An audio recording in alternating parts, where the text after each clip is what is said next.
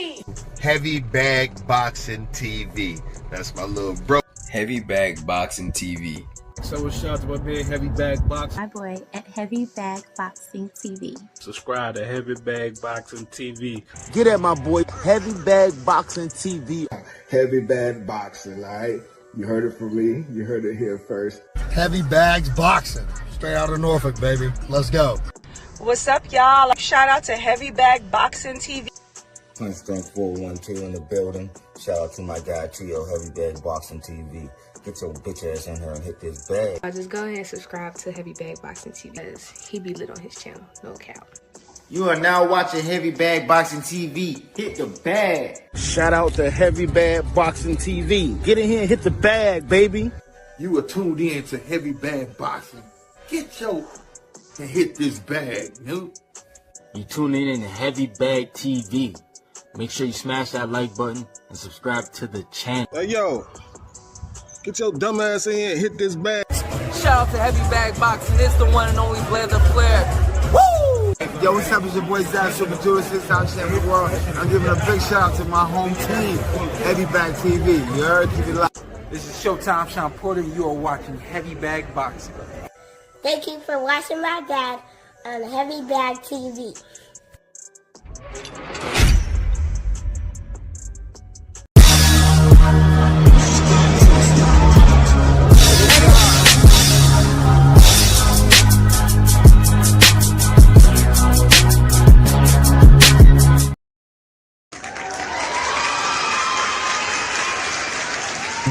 YouTube, what up, what up, what up, what up, what up, what up?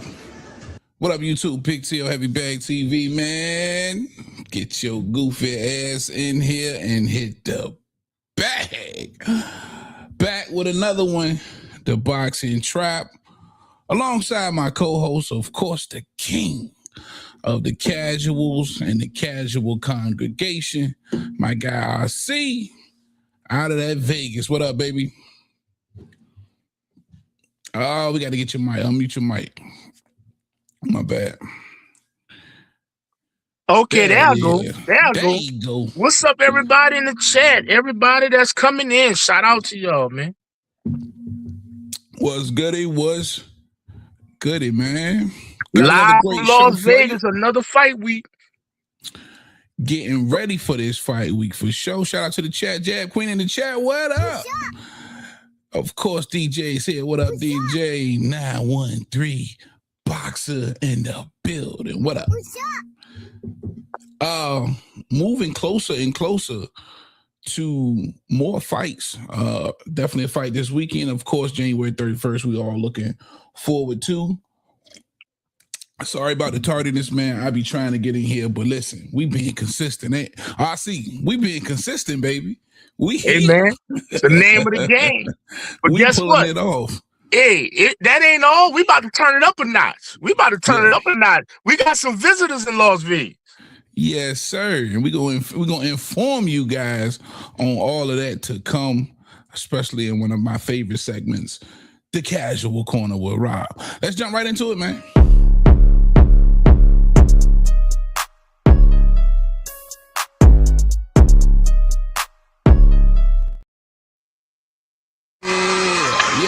Yeah. Hot topic. Now I wanted to jump right in and shout out to my Aussie family and my guy, of course, my guy DJ enlightening me on this recent interview with the manager of Jai Opataya. It's intriguing to me, this whole Zuffa thing. It's coming. And listen, a lot of the times when things come that could be game changers, you be sleep in the beginning and then you wake up and Zuffa could be potentially running shit. So he sent me the interview for Jai Opataya's manager, and he gives us a little bit of details about this whole Zuffa thing and how it came about, and sort of what to expect from Jai Opataya. Let me see. Let me go ahead and run it real quick. Media delighted to be joined this morning by promoter Mick Francis. We'll kind of jump straight into it, Mick, because obviously you guys shocked the boxing world with the announcement the other week, and I'm amazed stuff like that normally gets leaked. It never got leaked. It was like bam. I think the first look everyone got was Jai getting put on that trailer for Zuffa Boxing. So I don't know if that was supposed to go out or not, because I think that video went out before they actually announced it. So I don't know if you could tell us that bit. What was that? Was that the case? Or? Yeah, I'm not sure. I'm not sure where that went up. Look, we came over here a couple of days ago, jumping up and down and saying, has Jai got it? My phone blew up, and his Jai song was Zuffa, and I didn't know it was actually going to be announced. So if it's out, and we obviously posted a poster and done a bit of an announcement on our pages as well. And I got this guy on the phone and asking, if Jai was interested in coming across to Zuffa Boxing. I said, mate, I don't know much about it. And next minute they're on a plane. They come out to our event, and mate, everything they said to us really made sense. And it's something that Jai's been looking to do for a long time, is to have the support of a major network a major broadcast partner, and it's going to be obviously Paramount, and obviously a major brand like Zuffa Boxing. And the thing is that Jai has signed on to be the face of Zuffa Boxing, so therefore he's going to get a lot of publicity. He will blow up. Can I save that one, because I want to get to that bit, but before I get to that, the obvious question that sticks out to me is Jai Opetaia, unified world champion. The fans love him. He does big numbers. You've just done 3 back-to-back sold-out shows in Australia. Was this the only offer you had from a promoter? Because when I spoke to you back in Australia last month, I remember you saying that he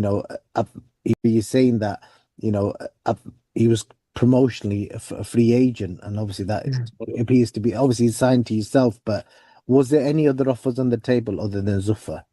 No, this is it. And the thing is, as I was just about to say, that Jai wants to unify the titles.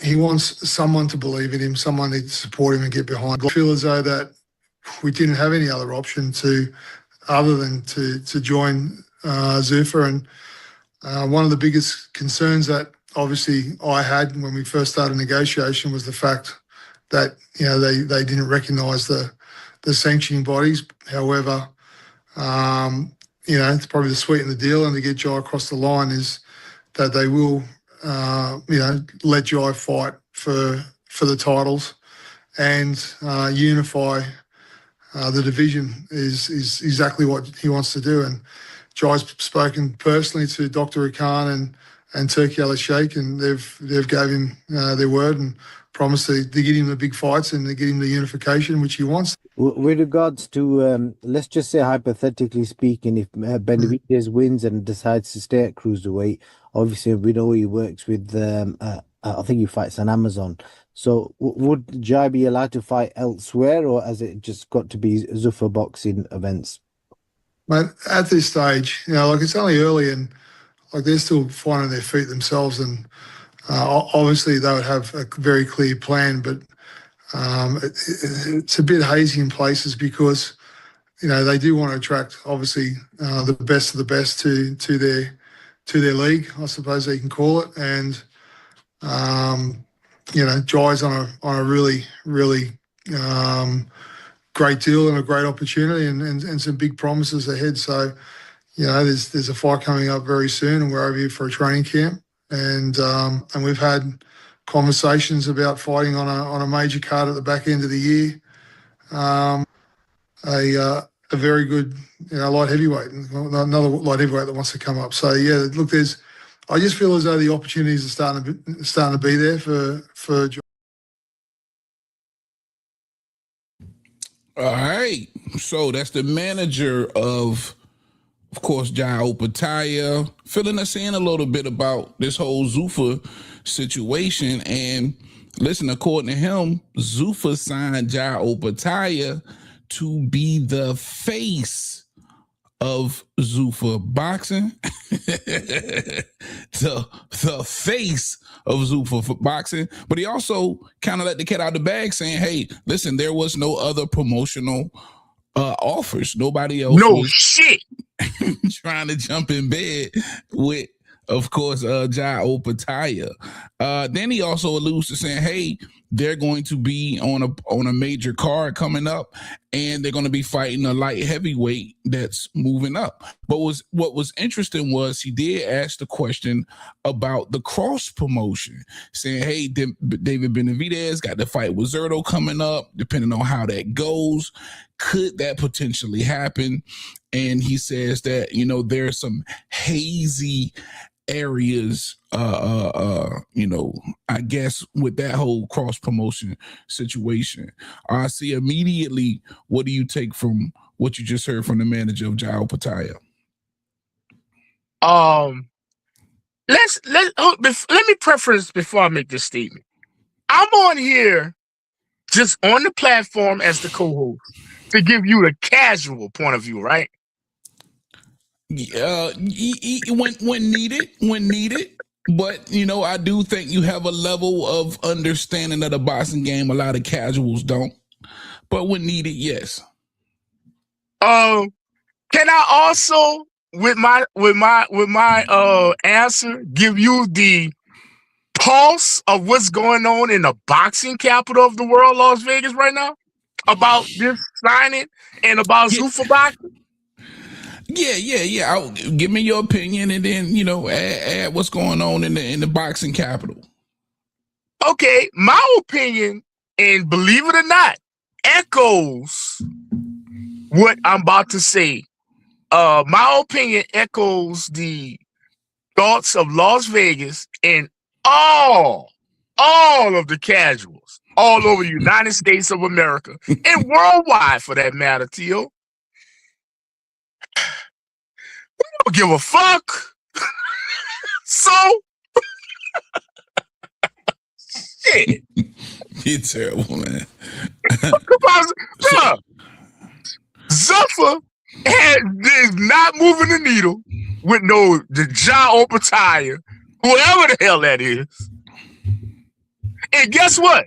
Las Vegas don't care. Well, okay, and for sure, right? But again, we just as boxing, I want to say analysts in a podcast, we just trying to scratch the surface here to see what Zuffa's up to. That's all. We giving our perspective on what Zuffa's up to. We doing our due diligence and our short investigation about what they're potentially doing. Now, we know they signed Jai Opataya. He's supposed to be the face of Zuffa. And I know, of course, a lot of people just don't care because he's not a name yet. But this is going to be the guy that they're pushing. This is going to be the guy that, whether you believe it or not, give it a little bit of time, especially in that between Zuffa and everything else that he got going on between the UFC and with the TKO group and wrestling. This is a guy that people are going to come to know. Do you believe that? We will come to know Zuffa and Jai Opataya as we have come to know OTX. And Pro Box. Hey, these are companies that people know, whether you want to believe it or not. Yeah, right. And that's what I'm saying. We will come to know them as we know OTX, Pro Box, Zuffa, all right here. Right. So let me ask you this: your immediate thoughts, though, is this strategy from Zuffa to make somebody like a Jai Opataya the face of boxing? What? Yeah. What did you say? Zuffa boxing, I should say. Because the real face, he worried about prison right now, right? No, the face is Benavidez right now. Oh, the face didn't change. Your face didn't change. Yeah, when the man retired. You've been screaming at Javante shit for years. Oh no, he retired. He retired. He retired. Okay. But no, man. We just want to investigate, man. Understood. And I like the fact that that he has exposed a little bit of the details. So another thing that stuck out to me as far as the Zuffa boxing goes with Jai Opataya, is the fact that they promised him in order, like he said, to get over the finish line and to make this deal. And if I'm not mistaken, if I heard him correctly, I think it's like a 3 or 4 fight deal, was that he could unify the titles. So Zuffa out the gate is coming in acknowledging the belts, even though they said they wouldn't, and they're only going to be acknowledging the Zuffa belt. They're, in order to sign Jai Opataya and to help him fulfill what he wanted to do, they're telling him, hey, we're going to allow you to unify those belts. Right? So that's already, one strike against, something that they said they wasn't going to do. Right. Right? Right. I mean, my thing is this, Tio. I mean, Zuffa is in his infancy, so I mean, it's kind of hard to try to like get them to stick to their word at this point. You know what I'm saying? I mean, they got to build a company, so you got to deal with the sanctioning bodies, but you don't have to. It's like so many unknowns, Tio. I'm gonna keep it real with you. It's so many unknowns, and right now it's almost like you're playing a guessing game. But like I say, I got out a little bit. I'm gonna be out all weekend, tomorrow, Friday, and Saturday at the Fountain Blue, and I'm just gonna delve around and ask some questions for people that's hardcore, people that's in the business, people that have contracts with different promotional companies. I'm just going to ask a few questions on how they feel about it for me to give a fair assessment. Okay, for sure. I appreciate that. And what I'm taking away from this, man, is Zuffa found somebody who nobody else was interested in. And sometimes that's the makings of some incredible stories. Now, it could very well fizzle out and be nothing at all, but it could be the beginning of something extremely promising, especially when you have somebody who has a country behind them, right, and can make some noise. Because whether you want to believe it or not, at one point, Tim Tszú's trajectory was crazy. And it's not to say that they can't duplicate that again with somebody like a Jai Opataya. No. Shout out to Premier Boxing Champion. Nah, I mean that was Showtime. They was on Showtime at the time when Zoo came along. Yeah, but it also had a lot to do with a lot of Aussies, man, who was supporting Tim Tszú. But what I'm saying is they put him on Front Street. Yeah, which is what Zuffa's going to try to pull off. And again, not saying that they're going to be successful. Correct. But this is what they're going to try and pull off with Jai Opataya. And they're going to always be able to go back to Australia and have those big fights, 10,000 plus, and slap that on TV right behind one of them WWE events. I'm just saying. All right, man. I wanted to do this one as well in the hot topics where there has been a situation, of course, with Keyshawn Davis, and I want to say a little bit back and forth between him and Bernie the Boxer that has kind of made some headlines. I, for one, still feel like it was absolutely nothing. I didn't think either side said anything wrong or bad about the other side, but it was the perception, right? It was the fact that Keyshawn came out and said that he was moving on and that he was no longer going to be with Team Bomac or B&B, and that just didn't sit well with people, I guess. So they decided to try and create a rift between Keyshawn and his old camp. And I just never understood where it came from, except for, one of the Bernie the Boxer videos where he kind of alluded to Keyshawn could have made weight. And somehow, some way that was triggered into all of this negative press, I believe, for both of them. And then Keyshawn felt a certain kind of way because he released a statement saying he thought Bo Mack and Bernie may have been talking bad about him. I couldn't see that, so I didn't agree with that statement that Keyshawn put out. And, you know, that's my guy, but I'm going to always call a spade a spade. I didn't agree with that because, again, if you watch the interviews of both Bernie the Boxer and Keyshawn Davis, I just didn't see where either one of them said anything wrong. But this is the very last thing I got from Bernie the Boxer, and I think this summed it up in a nutshell. Let's check it out. Hey, man, listen. It is what it is. Everybody got something to say. Either way it go is good publicity.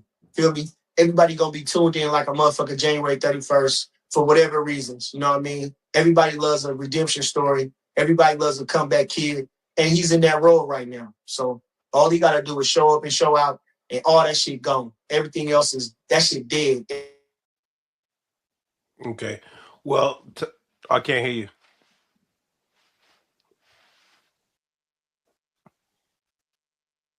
Someone called you, right? You gotta press them, like, ignore or something. Smash the like button. Subscribe to the channel if you guys haven't subscribed to the channel. I still can't hear you, Bernie. Oh, you're on the call. Yeah, I gotta wait. I gotta call it. That's the businessman calling me. So you about to go, when you going with Schofield? Pretty much after this next. I ain't got nothing to do then. I'm gonna call the businessman back. You know what I'm saying? I'm gonna call the businessman He's back. probably watching right now. Yeah, he probably watching my son. I'm gonna call the businessman back, man. It's all good, but like I said, you know, this shit ain't nothing. You feel me? Mm-hmm. And at the same time, like I say, shit, people can see how it is, what it is, but all I'm gonna do is tell the truth and be straight up how I am. Man, I didn't mean no harm. True story. And I'm saying it like this. I'm only just telling the truth. My thoughts and my sentiments was not out of no spite. It just wasn't. I don't care like that. I love working with Keyshawn. I think he a champion. But I don't do shit like that. I swear I done had them turn on their back on me. I done had them say, man, get the fuck out of here. I'm gonna be good. The Lord always take care of me. So I ain't worried about none of that. So I'm saying it don't matter that I have to get back at somebody like that. I don't have to come out and out somebody because for what? I don't have to do that. I don't have to do that. I don't have to do that, bro. I'm not disgruntled about nothing because. All right. That was Bernie the Boxer. And that was the most recent shout out Mill City. I got to meet him at the Boxing Hall of Fame. Remember we bumped in Mill City? Yeah. Out there in Vegas, man. Shout out Mill City. Always out here, always. Yeah, cool cat. But a little bit messy in my opinion with some of these titles. And I feel like just trying to create a rift between these brothers. But from what you saw right there, that was him actually live on Mill City. Keyshawn must have saw it and he called him during the interview. So that was the interruption in the audio that you saw in that video. Keyshawn being a man about the situation and actually trying to call Bernie on the phone as he was giving the interview. But what you also heard from Bernie the Boxer, he said he loved Keyshawn, he loved working with him, and he thinks that he's a champion and that he basically didn't mean to say anything that was, you know, he may have been offended by, you know what I mean? So I see this was something that, you know, interested you a day or two ago, where you felt like Keyshawn may have said something or did something wrong. How do you feel about what Bernie the Boxer just said? I mean, I agree with you. I don't think Bernie dissed him or anything. Bernie was just telling his truth. I mean, I mean, the media gonna do the media. I mean, you get what I'm saying? Yeah. Bernie know that, and as well as Keyshawn know that. So, I mean, Bernie said something real big in that piece that you played. Man, this is all promotion, baby. All eyes will be on you. Take advantage of it next week, next Saturday, and show out, bro. Yeah, bottom line. And for anybody who's trying to make that situation more than what it is, man, shame on you, bro. Because at the end of the day, I think they worked well together throughout Keyshawn's career over the last 4 or 5 years. And you know, I don't ever want to see nobody throw no dirt on B&B name or Keyshawn Davis. He gonna be able to do that himself. He already did that himself. he can fuck up his own situation himself. All right. All right, man. We got upcoming events. It's going to be a crazy week coming up. Let's jump right into the casual corner with Rob, man.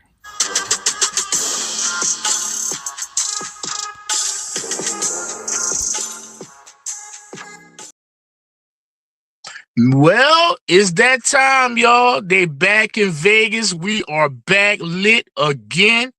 It's the first fight in Vegas since Canelo versus Crawford. It's more on a bit of a smaller scale, but we got it going on, man. We got Raymond Muratalla defending his 135 championship belt against the young, upcoming, hot Andy Cruz, the gold medalist. The one with a lot of hype behind him. He's coming to town with his Philly brethren being Bozy Ennis, Boost Ennis. The whole team is here. Like I said, I can't wait for tomorrow. We're going to be in the Fountain Blue. Again, like I said, Raymond Muratalla, he's in the house. He's bringing one of the best trainers in boxing. The match with Bozy being Garcia. Like I said, man, it's gonna be hell of a time. And a lot of people have really been talking amongst themselves and amongst town, around town, especially today. And I know it's gonna heat up. That Israel Madrimov is coming back this weekend, and he's coming back at a new weight class, 160 pounds. Shout out to Madrimov. He took 2 hell of a beatdowns his last 2 outings, but he has since had a shoulder surgery and a knee surgery, to my understanding. Returning for this bout he has coming up this weekend. So it's supposed to be the Madrimov that got in there against Terrence, allegedly. But we shall see. And I damn sure gonna ask him about it. But anyway, like I said, man, everything's back popping in Vegas. And like I said, we kicking off the year with a matchroom brawl. Matchroom Promotions and Eddie Hearn. He has the jet is in town. Everybody's here. The lights, the cameras go on with the press conference on tomorrow, weigh in on Friday, Saturday they get down. And if you come into town, it will not be at the MGM Grand, T-Mobile, or Michelob Ultra Arena. It will be at the Fountain Blue Ballroom. So you have to go down to the north end of the script. How many do the Ballroom and the Fountain Blue hold for this Andy Cruz? 750. Gosh almighty, 750. And so far, as of press time, where we're talking right now, they have sold 406 tickets. And my great friends here in the chat, y'all find a way to get in touch with me. If y'all see me, I'm going to have this merch on. Don't even worry. It's going to be the white, black, something like that. You find me, and I'll get you tickets to the fight. But you got to pay me. And this is what I'm asking. I'm only asking for 2 Reese's Pieces. And I get you tickets to this fight. I promise you. Now, hold on real quick. Is that Madrimov going to be on this undercard? Yes, he is. So he's debuting at 160 pounds. He is now a middleweighter. Now a middleweight. That's what's up, man. My guy. Fight week in Vegas, always exciting, man. I'm kind of jealous, but of course you guys can look forward to Rob bringing us some good content from this week. All right, man, we're gonna jump right into the main event, which I feel like it's gonna be a 2-part of the day. Let's do it. Let's get ready to rumble.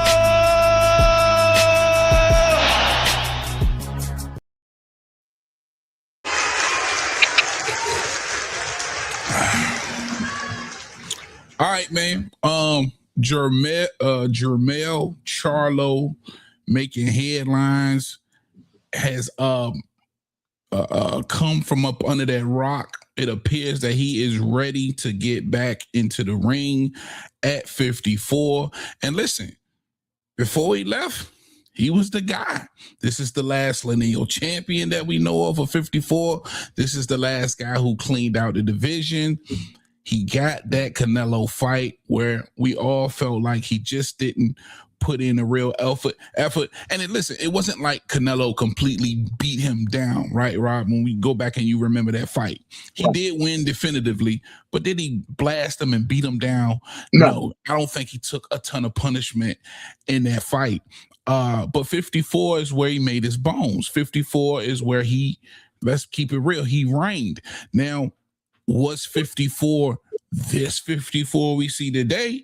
Absolutely not. Now, the question is, for me, is can the return of the king of 54, and listen, he was the king, whether you like Jermell Charlo or not, can he return and disrupt 54? And now that the talks about Virgil Ortiz and Boots have kind of scaved off, and even the talks of Errol Spence and Virgil Ortiz have scaved off, we don't know for sure. Everything is in limbo, as Rod reported. That whole situation is on pause, and it appears that they could be eyeballing a potential matchup in Texas, to Texas native with Jermell Charlo. I see. First thing that jumps out at you when you hear that news, the return of Jermell Charlo, PBC back in play. Is that something that could happen? And is this something, is this a winnable fight for Jermell Charlo? Man, it's been so long since we seen Jermell in, like, because I'm not even counting Canelo. And let me say this, y'all. I'm not a Jermell Charlo fan, but I don't want to count the Jermell Charlo versus Canelo fight, because it was like he just showed up to that. He got pushed into that, standing in for his brother and all. You know what I'm saying? But as far as at 54, it's been so long, man. It's like, man, I would have to like do some research and rewatch this dude. Yeah, that fight happened the end of 23, so he's been out of the ring well over 2 years. But the last time he fought at 54 was what, 20? The end of 21? Nah, no, I'm talking about at 54. Oh, at 54, 21, huh? Was it? No, the end of 21. I think it was December 21. Did he have a 2-year layoff before he fought Canelo? No. I think it was like almost like 18 months, if I wasn't mistaken, before he fought Canelo. Could have been about a year and a half. Yeah, so it's been a minute since he unified the division and became. He got the undisputed off of Castano. Yeah. It's been a minute. Damn. But still, do you believe he's a formidable opponent? Somebody, of course, seasoned. Now that you got the Canelo fight, he's been around the block, and he's proclaiming that 54 is still somewhere that he can campaign and reign. Right. Even at the peak, though, of both Charlo brothers, I always thought they were exceptional fighters, and I still believe he could come back and make for some great fights. But when you match him up against somebody like a Virgil Ortiz, I still believe that that's a hell of a test for somebody like a Virgil Ortiz. I believe he would need some kind of tune up, or at least I would think so. Do you believe he could come back and jump in a fight like that and still, have a serious chance of defeating somebody like a Virgil Ortiz, who's just super hot right now? I'm like this. I mean, with all the stuff that's going on with Virgil right now, with the lawsuit pending and all this good stuff, Tio, yeah. Why don't he just activate his champion and reset status? Why don't he just do that with the WBA? I'm not even so sure if that's still in play. But if you've been out of the division for so long, and that's still a gray area for me as far as these champions and recess. Like it's 26, bro. It's 2026. He hasn't fought in the division in maybe 5 years. Over 4.5 to 5 years. Yeah. Right. So can you still even be a champion in recess for 5 fucking years? It looks like. Because he keeps hollering he's champion in recess. He keeps saying it.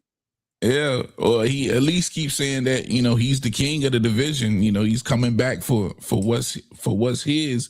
And again, at the peak of both of their careers, man, I still thought they was great fighters. But what does he have left? That's going to be the biggest question mark. But and shout out to Turkey, man.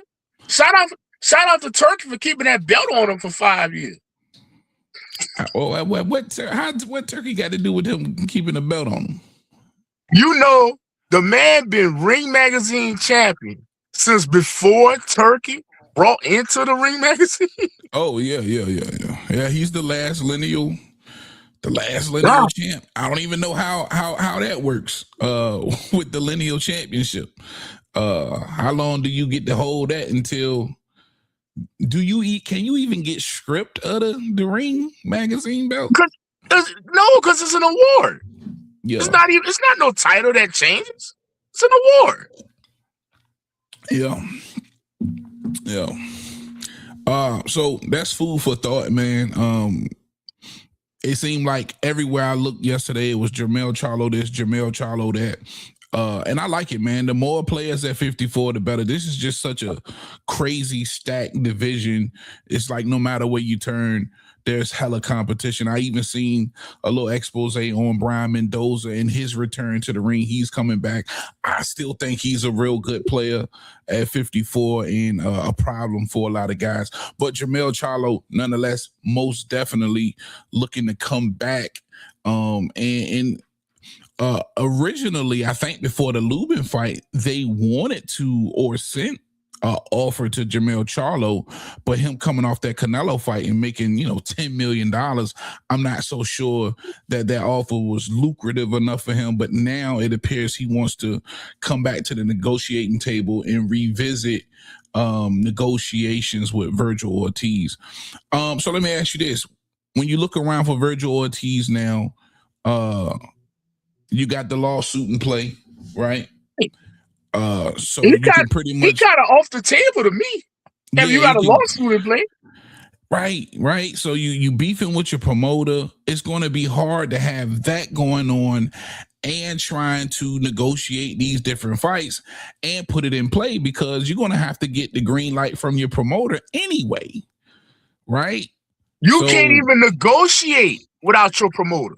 Your promoter is, you contracted your promoter, and within the confines of that contract, your manager or you cannot negotiate. Your promotional company does your negotiations on your behalf. I wish I would have got that. So Rick Meridian just released a video on his social media page. It might have been Twitter or Instagram, where he's contesting that the contract that he has with Oscar and Golden Boy doesn't state that he can't do his managerial duty and negotiate for his fighter. So that's the leg that he's standing on. Right. Now, I know people like you who feel like it's a waste of time for this lawsuit to be going, and Oscar feels the same way, but it appears that they have some sort of leg to stand on. I guess it'll come clear later on once this lawsuit is dealt with. But according to Rick Meridian, there's no way that he can't negotiate for his fighter. He's basically saying, man, I'm the manager. That's what I do. I negotiate for my fighter. So we gonna see, man. We gonna see. But again, all of that is roadblocks from Virgil potentially fighting any one of these guys, and I think it just kind of buries the whole Boots situation. I'm almost like, man, Boots is out. You know what I mean? It's probably going to be Earl or one of these, or Charlo, one of these Texas niggas. Just trying your best to get a beat or a pulse on what's going on. Who do you think Virgil Ortiz fights next? I mean, like I said, they already got an offer and a standing deal with Al and Earl. I mean, that's your biggest money fight outside of a Boots, a Turkey funded Riyadh season funded Boots fight. That's your biggest fight other than that is the Earl fight. Yeah, it's the Earl fight. And if I'm not mistaken, that Earl fight would want them to get 10 million guaranteed, right? Guaranteed 10 million for Oscar. For Oscar, okay. Yeah, that's crazy, man. Definitely want to know y'all's thoughts in the comments too. We got any thoughts on that? And the second part of the main event, the return of Deontay Wilder. It was initially reported that Usyk, of course, wanted to get Deontay Wilder in the ring. And listen, I thought it made a lot of sense for Wilder to want to get some type of tune-up. And now we're hearing news all over the place being reported by several different reputable sources that Wilder potentially could be fighting Derek Chisora, the European fighter, heavyweight, in his 50th fight, and definitely at the end of his career for April. Now, RC, I'm not so sure you've been privy to this particular news, but it looks like they could potentially be crossing the finish line with negotiations for Deontay Wilder to return and Derek Chisora to return, and for this to kind of sort of be a litmus test for Wilder to see if he even could possibly climb back in the ring with somebody like Alexander Usyk. Let me just ask you, do you feel like this makes sense for Wilder to fight somebody like a Chisora and get that kind of fight under his belt before maybe seeing a Usyk? I mean, like I said, and I previously reported, and I have the email already that Wilder's supposed to be in Las Vegas against Usyk. That's what I have on my end. And like I said, that's like pretty much concrete. Like I say, if something came up that's Usyk got hurt or something like that, I don't know. I mean, deals fall apart all the time. But as I reported, and as I'm contracted, as I've said before, that I'm supposed to be in T-Mobile in April, quintessentially late April, at a Alexander Usyk versus Deontay Wilder fight. Now, like I say, I shout out to the sources and stuff like that. I'm just letting you know where they are paying me to be in April. That's all I know. I just know what I know. I don't know nothing about Chisora. And man. If he is going to be fighting Chisora, I know it ain't going to be in Vegas. Nobody want to see that. All right, so you got Ring Magazine. They say it's close to being agreed. Boxing News 24. First Chisora, then Usyk. Fight Freaks, Wilder Chisora finalized in April. Bad Left Hook, Wilder Chisora in play for April. Boxing Scene, Wilder Chisora not quite over the line just yet. Tyson Fury picks Wilder Chisora winner. He said he fought him 3 times, but he'd be going for Chisora. So a lot of reputable sources saying that this is in play. I like it, especially whoever said Chisora before Usyk. I think Usyk definitely wants to stick to the script, get that Deontay Wilder fight, and get all of those guys on his resume. I think because the last time we seen Wilder, I think it was on what's the network that Bud Crawford Fight Your Boy. No. Black. Was it Black? Black Prime. Black Prime. Black Prime. I think that was Deontay Wilder's last fight. It was on Black Prime. It was in Oklahoma City. Yeah. And so maybe they want to get him on another major, major platform, see what he looks like, see can he handle business with Chisora, and then set that Usyk fight up. Give Deontay Wilder a little bit of buzz before fighting Usyk to make it kind of make sense. Because, listen, Deontay Wilder for a lot of fans now has been an afterthought, right? Speaking for the casuals now, in a time where you can speak for the casuals, has Deontay Wilder been an afterthought in the sport of boxing? Oh, definitely. Nobody really been thinking about him. It was really like the meme of 2020 what? Well, 24 when he was running away from what's the dude name, man? When he ran the other way. When he spun him, that was Big Bang Zang. Big Bang Zang, yeah. On that Rion card. Yeah. Yeah, so nah, bro. He really was just a meme to us. For sure. All right, man, that's the main event. Let's get to my favorite part of the show. We want to hear from you, man.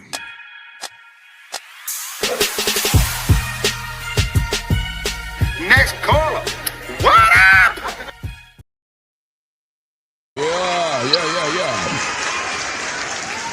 Yeah. All right.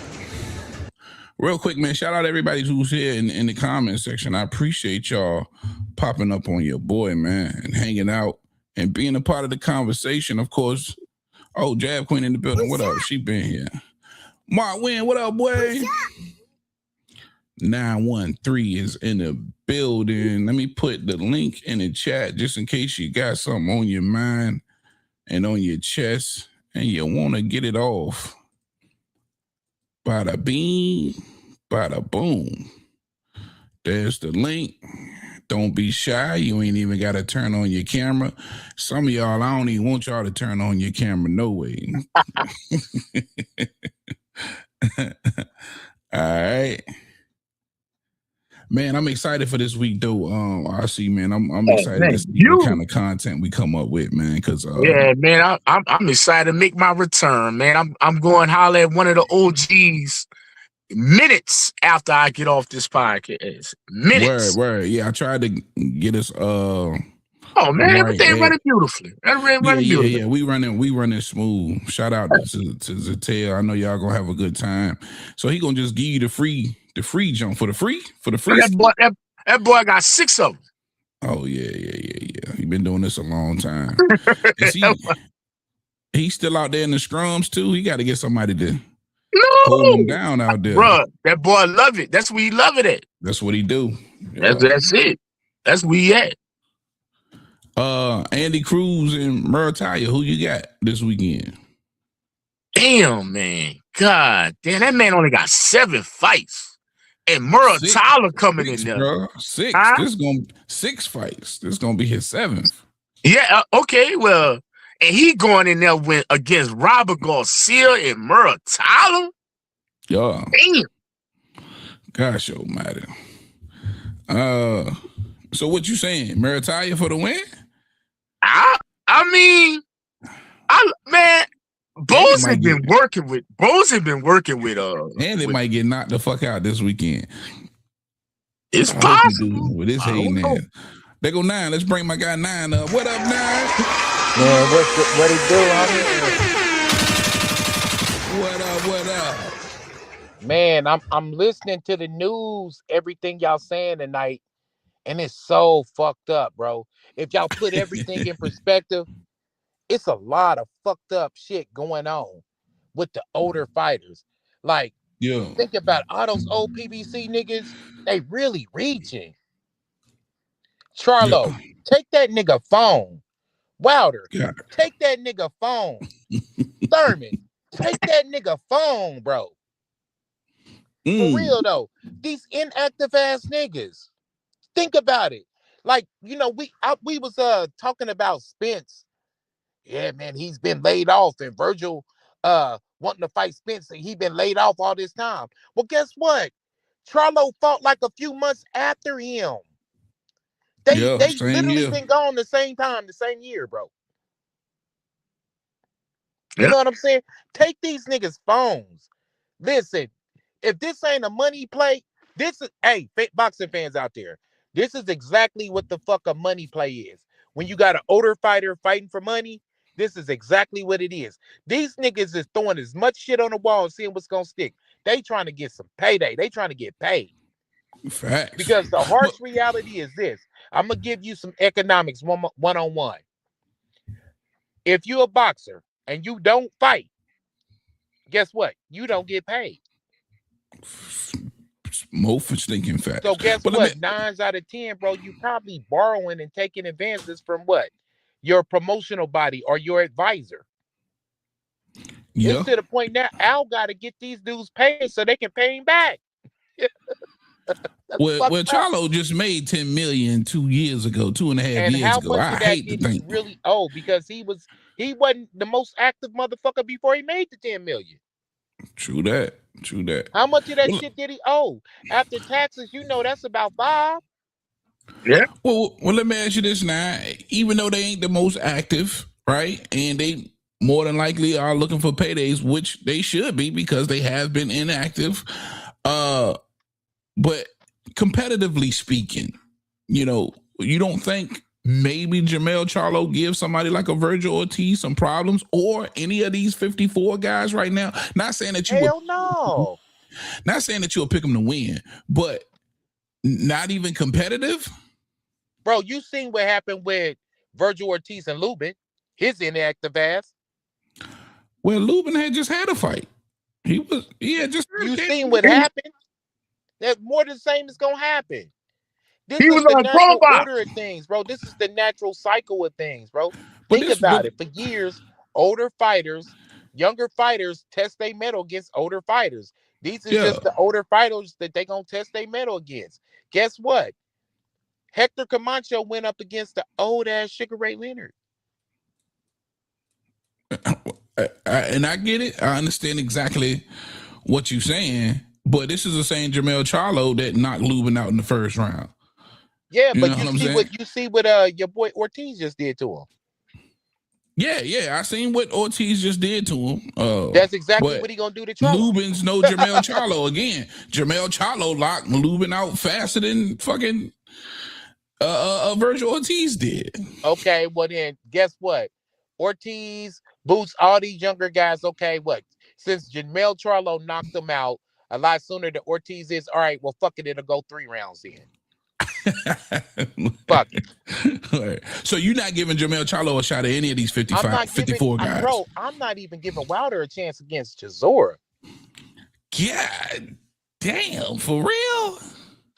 All right, who's got the better old resume? Ass, slow ass Chisora? Who got the better resume? Probably Nigga, probably my ass, nigga, Chisora. Yeah. Guess what? If Chisora don't get hit with that shit, if it goes the distance, who's gonna win? Chisora. Maybe. Exactly. I don't think it goes the distance, with that though. shit, he can. This is a 50-50 fight. Man, Chisora gonna be there for that right hand. I don't think he makes it. He gonna be there. He too old and slow. He gonna be there for that. That right hand is gonna connect, bro. And guess what? Wilder's gonna be there for that overhand too. We gonna see. Yeah. That's gonna be an interesting. That's what make it a 50-50 fight. That's why I was kind of like, damn, Usyk, you want to fight this nigga? Like, for real. Like, at one point though, man, at some point we gotta say, okay, we gotta protect these dudes from themselves. Yeah. Take these niggas' phones, bro. Y'all sit out, bro. Y'all sit out y'all prime years, bro. So y'all according to 9, Jermell don't stand a chance against nobody at 54. No. Let me bring my man DJ in here. What up, DJ? Before DJ get in, let me ask you a question. Yeah. What's that? Right now, I want you to stop what you're doing. Get off this motherfucker. And how old do you have? I'll be 43 this year, man. You're going to be 43, nigga.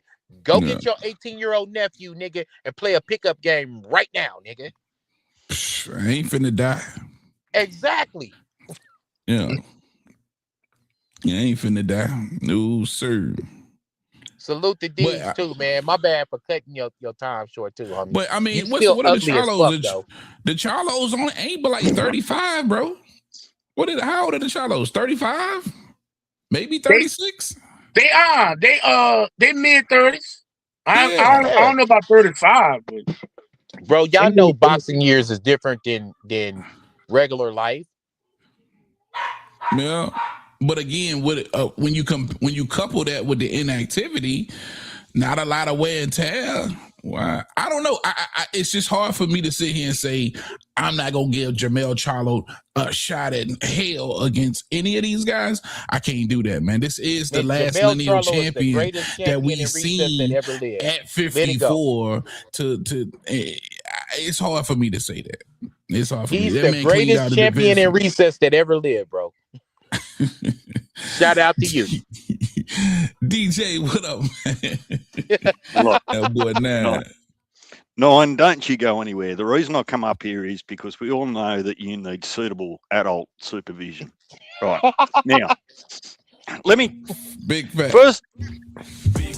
First of all, Heavy. Yes, sir. You're the guy that told us on a live a couple of days ago or last week that the titles, the 3 titles that are on the line at 54 next weekend don't mean shit. You won't be watching them. You'll be watching the replay. Here we are now, a show about 54. Private conversation between you and I. Listen, think about this. That was a private conversation. No, I'm pretty sure we had it here. No. Look, anyway, aside from that, let me bounce a few things off all 3 of you, and I'll let you respond in kind. So, as best I understand, and correct me if I'm wrong, because I can be wrong, so I'm happy to be corrected, right?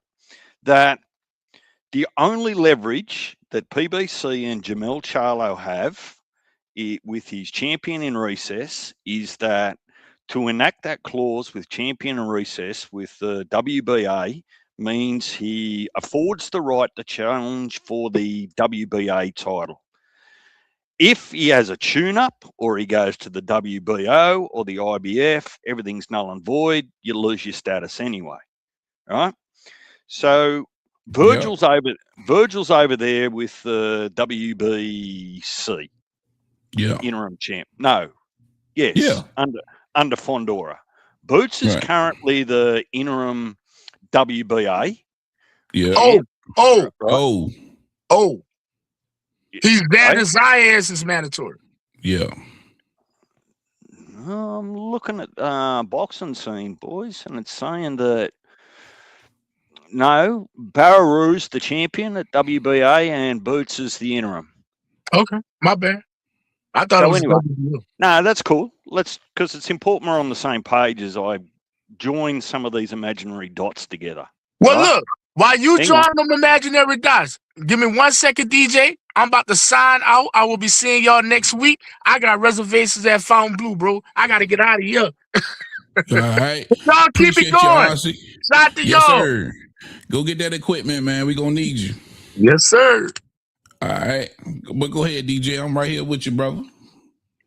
Because if you give me time to land the plane, Heavy, I'm kind of siding with you in some respects about Mel, right? Okay. So, in my humble opinion, and I'm not shitting on the guy, Xander got his opportunity to get his belt on a top-ranked diet. It was there out of convenience rather than running through the big names to get his opportunity. Absolutely. Right? So, there's a sense that he was kind of only renting that belt for a little while until someone better come got it. Now, if he was to win against Bauru, right, I believe that an 80% Charlo at 35 or whatever he is still good enough to beat Xander for what would be the both titles, right? Because Xander would have the WBA and the WBO. Mm-hmm. Is that right? Yeah, that'll be right. And Charlo and PBC would be able to enact the clause to not just fight for one belt, but 2 belts against the winner of Xander and Bauru. Right. Now, if Charlo hasn't lost too much of a step, and I really don't, the Canelo fight doesn't give me an indication of how good Charlo is at 54. No, absolutely not. It's just it is what it is, but it doesn't really tell you how well he would compete with the 54 guys at the moment. Yeah, that's two divisions away. I believe there's a separation of skill at 54. There's some great names, great fights in there, but I still think that there's a separation between the top 2, 3, and the rest of the division at the moment. So I think that Mel Charlo is still, at best guess, still better than a whole heap of them. And we won't know until we see him in the ring. But the problem is that the champion and recess clause doesn't allow him to have a tune-up without him losing that leverage. Without that and that status, So that tells me that Virgil's off the cards, right? If he cares about his champion and recess status. I think it's more of like Nine said, because I think Nine's right to an extent. It's about the money, right? I don't give a damn about that status if I can get a fight with Virgil and make, 6-7 million. And that could be right, but remember how PBC have been showing us, if we're willing to watch, learn, and listen, how they roll. Al Heyman, despite whether you love or hate him, plays chess. So if he can manufacture by way of timing and convenience that PBC end up with 3 belts at 54, so that'd be speculative. Jamel Charlo's got 2 and Fondora's got the other one. Well, he's locked the division back up again and he gets to dictate terms. Then the problem is that if that happens, Eddie Hearn and Boots have to change tact. Yeah. With that, perspective, it makes sense for Jamel to go ahead and challenge for the WBA. But he's been basically telling Eddie Hearn and anybody else who would listen to send him a contract. And he's just now publicly, called out Virgil Ortiz. So I don't know, man. I'm not so sure if Jamel's Charlo is, cool with the whole, let's just make sure PBC has all the belts versus I'm looking out for my own pockets. But you pretend that any PBC fighter has got a choice. The advisor advises you where you will and won't go. Let's be honest. Well, yeah. Absolutely.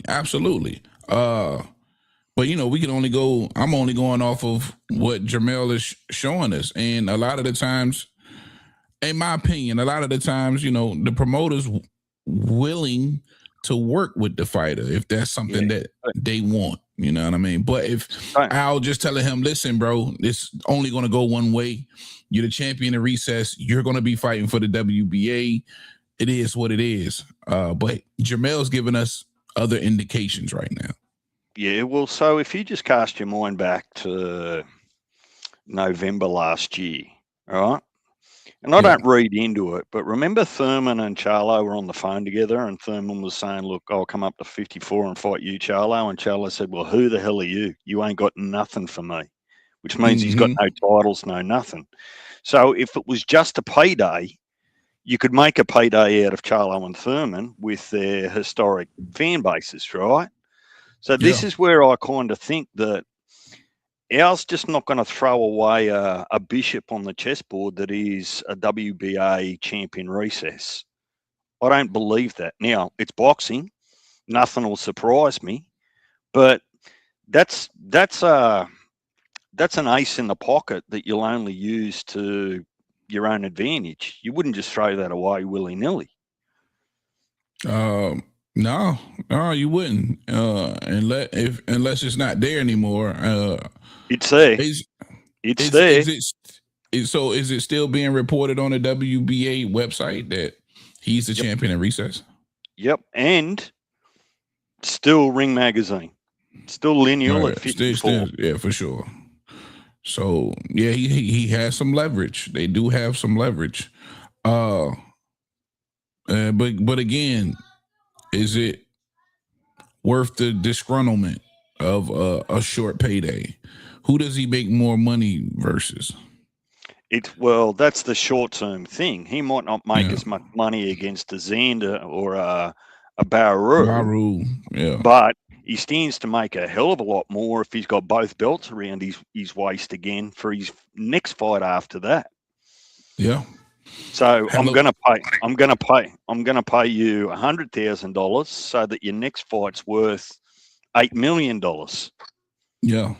Because the price goes up as soon as you've got that bit of jewelry around your waist. For sure. And I would rather much see Boots or Virgil go through somebody like a Charlo. You know what I mean? That would be a little bit more exciting and a little bit more of a bigger fight for me. You know what I mean? Instead of seeing one of those guys go through a Xando or a Baru.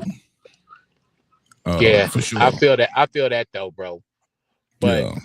what I'm Have you saying been? though, from Charlo's perspective, like if you take a trip down memory lane, right? Because like I say, Hold nothing's that thought real quick now, and I hate to cut you off. Hold that thought real quick, but I just wanted to say this. DJ did make a good point. You don't even believe Jermell Charlo could beat somebody like a Xando or a Baru. Well, see, this the thing though, bro. Like every once in a blue moon, the older fighter slides through the cracks. But I'm saying historically, look at Buddy, what's his name? Shannon Briggs.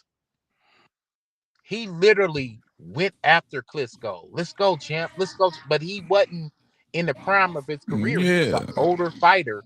Like, let's go, champ. And fucked around. And he got the fight with Vitali, but he never got the Vladimir fight. And fucked around and marketed, let's go, champ. And now that's what we know him for. You know what I'm saying? Selling t-shirts and merch and all that other stuff. And that's how he was able. He didn't never get a fight after that. So that's the thing, though. These guys are just trying to get in and fit in for the money. Another example, too. I'm not going to put no names out there, but I know professional prize fighters who have retired, right? Had this big thing, I'm retiring. But then they're local fighters, right? They retired. They're not taking no more fights at home. But then they fly out to Germany and get knocked the fuck off. You know what I'm saying? Because the money, because they didn't. I know it sounds funny, but it's the harsh reality, bro. Yeah. Well, I'm just saying, when I look at this landscape at 54, I'm just saying, I ain't gonna count Jermell Charlo all the way out, bro. I don't give a damn how young these niggas is.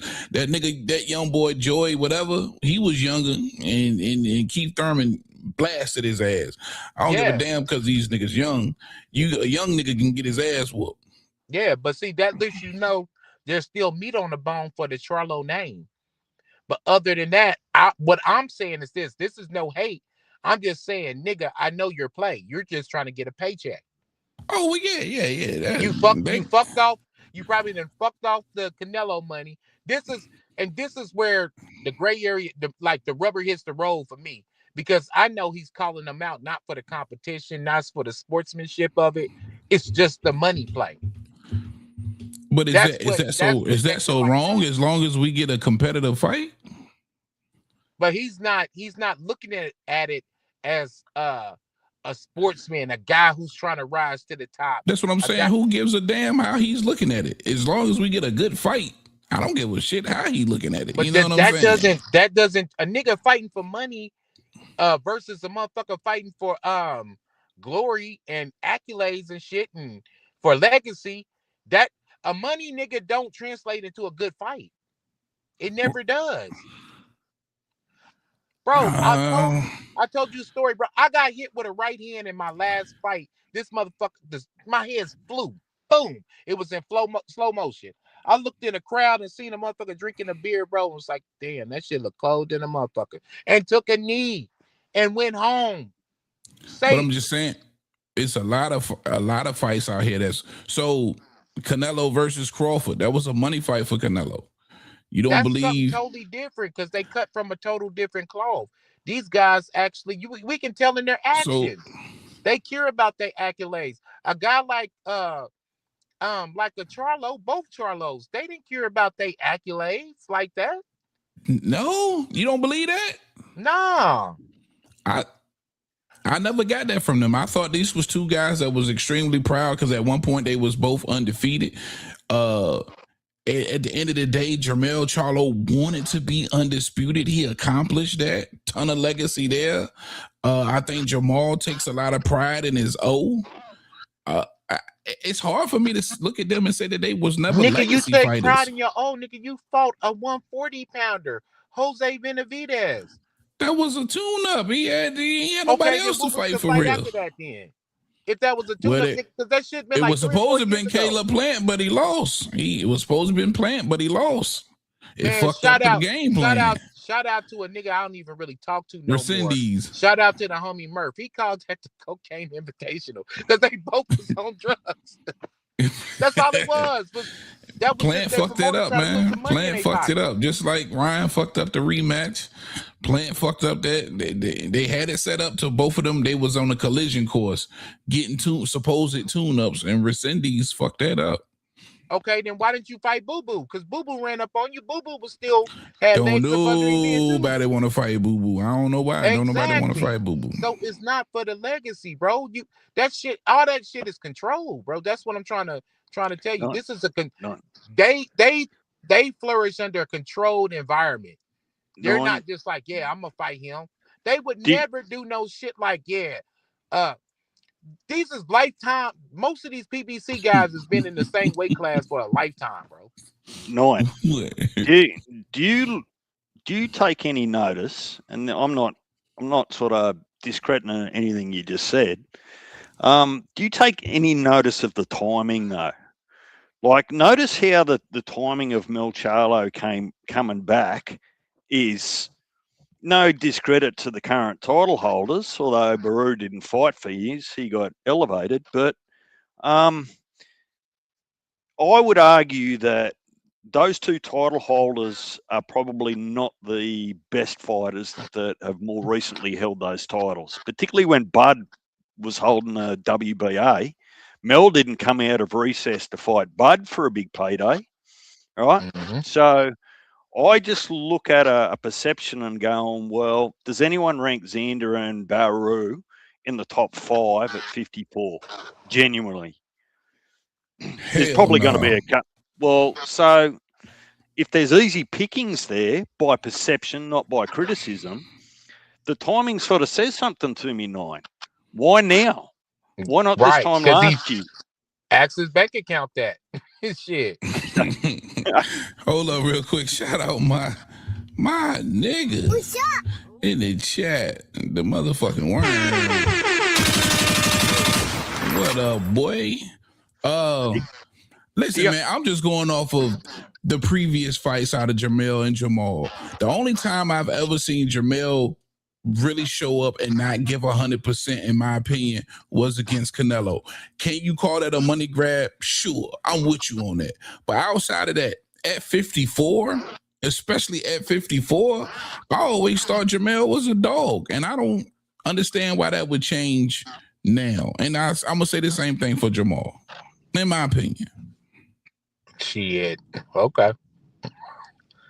Yeah, I don't think them dudes is dogs, man. I think they always enjoyed like their controlled environment. Yeah, well, you got to remember the only hate that I'm going to put on Jamel, and it's not hate.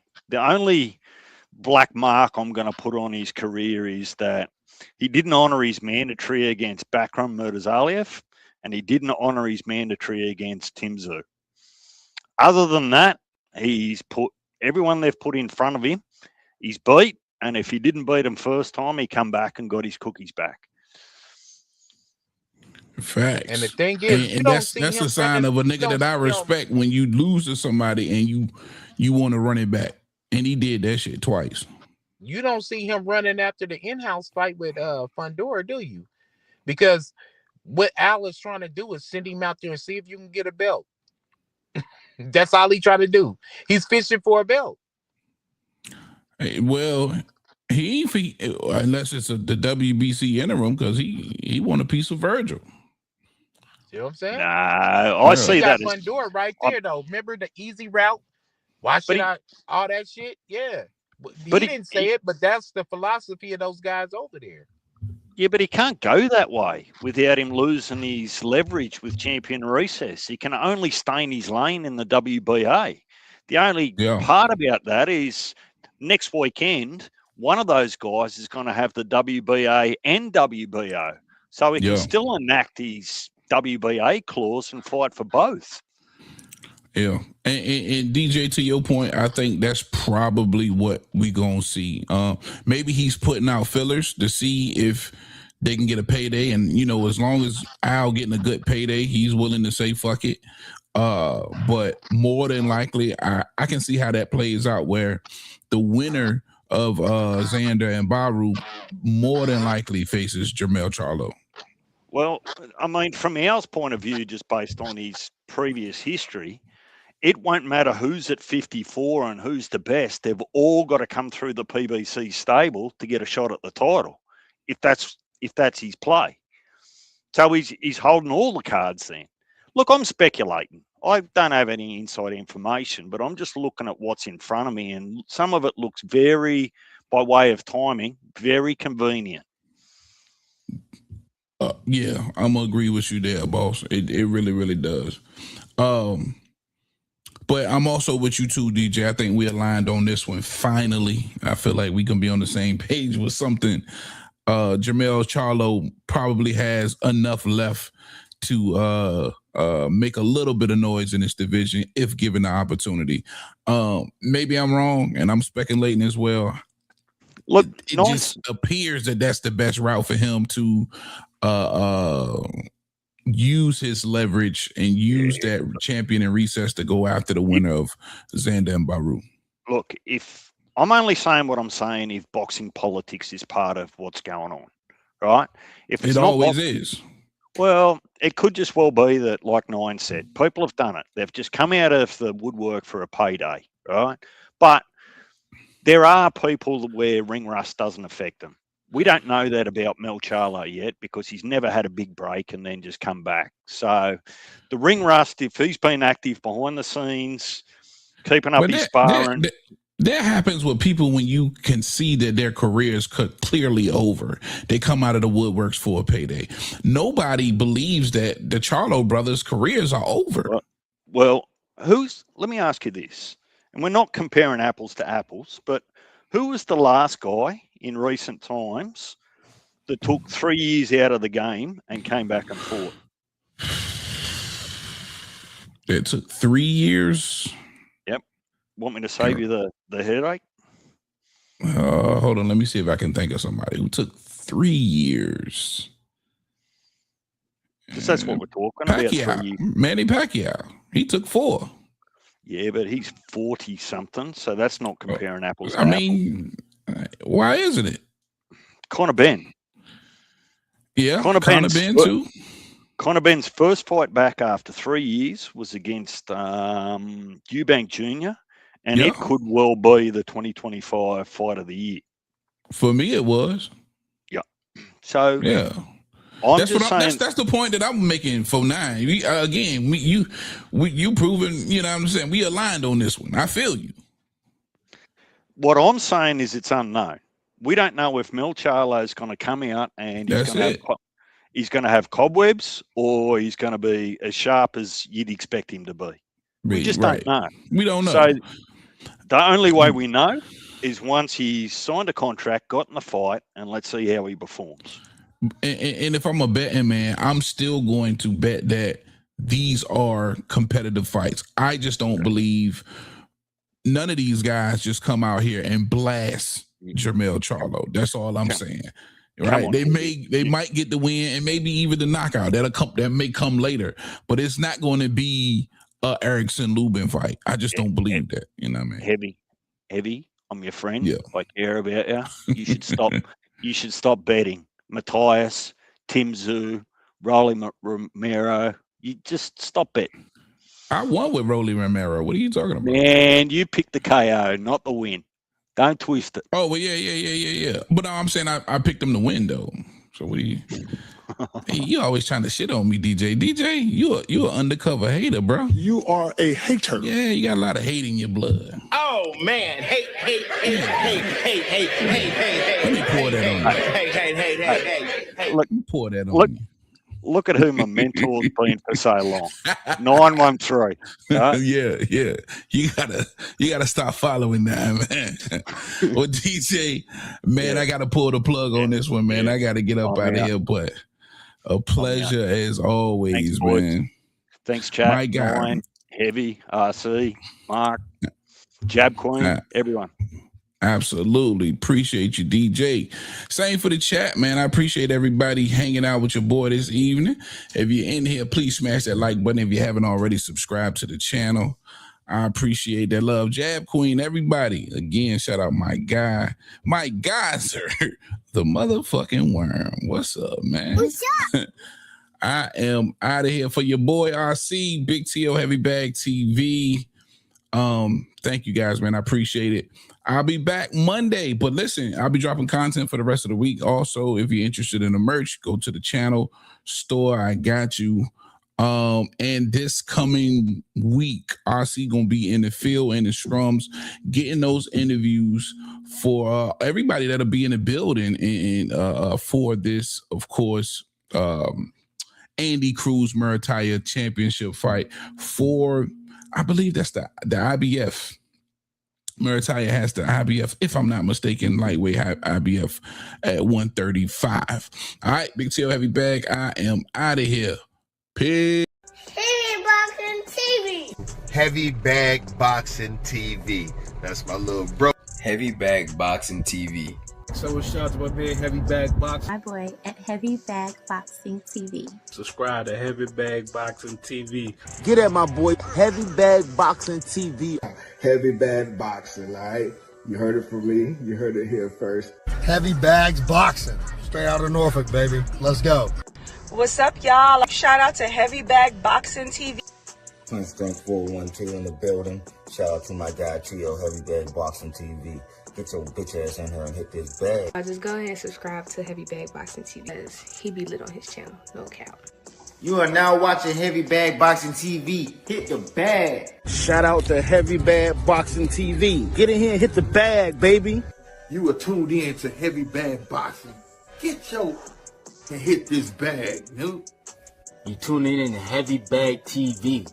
Make sure you smash that like button and subscribe to the channel. Hey, yo. Get your dumb ass in here and hit this bag. Shout out to Heavy Bag Boxing. It's the one and only Blair the Flair. Woo! Yo, what's up? It's your boy Zach, Super Judas, time champion of the world. I'm giving a big shout out to my home team, Heavy Bag TV. You heard? Keep it live. This is Showtime Sean Porter, and you are watching Heavy Bag Boxing. Thank you for watching my dad on Heavy Bag TV.